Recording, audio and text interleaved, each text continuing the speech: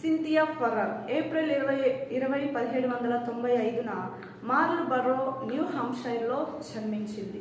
ఫర్రర్ ఒక రైతు అయిన ఫినెహెస్ ఫర్రర్ మరియు అబిగైల్ స్టోన్ల కుమార్తె. యునైటెడ్ స్టేట్స్ ఆఫ్ అమెరికా నుండి వచ్చిన క్రైస్తవ మిషనరీ. ఈమె ఒక ఉపాధ్యాయురాలు కూడా.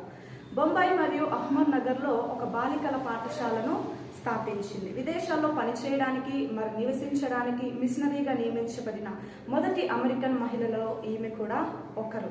1848లో జ్యోతిబా ఫూలే అహ్మద్ నగర్లోని ఫర్రర్ యొక్క పాఠశాలలో సందర్శించడానికి వచ్చి అప్పుడు అతను పూణేలో ఒక బాలికల పాఠశాలని ప్రారంభించాలని ప్రేరణ పొందారు. ఇది ఒక భారతీయుడు స్థాపించి నడిపే మొట్టమొదటి బాలికల పాఠశాల. తర్వాత ఫూలే తన భార్య అయిన సావిత్రిబాయి ఫూలేను ఫర్రర్ యొక్క పాఠశాలలో ఉపాధ్యాయుని శిక్షణ కోర్సులో చేర్పించారు. 1826లో American board of commissioners for foreign missions యొక్క మరాఠీ మిషన్ భారతదేశంలోని బొంబాయికి బాలికల పాఠశాలను నిర్దేశించడానికి ఒక మహిళా మిషనరీని పంపమని అభ్యర్థించారు.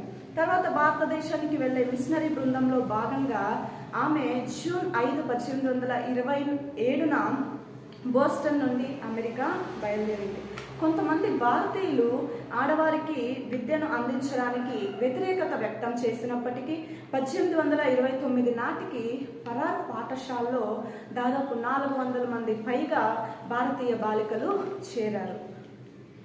సావిత్రిబాయి విద్య మరియు శిక్షణ కార్యక్రమంలో చేరారు. తర్వాత ఫర్రర్ సహాయంతో చిన్న చిన్న బాలికల సమూహానికి బోధించడం ప్రారంభించారు. 1862 వరకు ఫర్రర్ తన మరణించే వరకు అహ్మద్ నగర్లోనే నివసించి అక్కడే పనిచేశారు.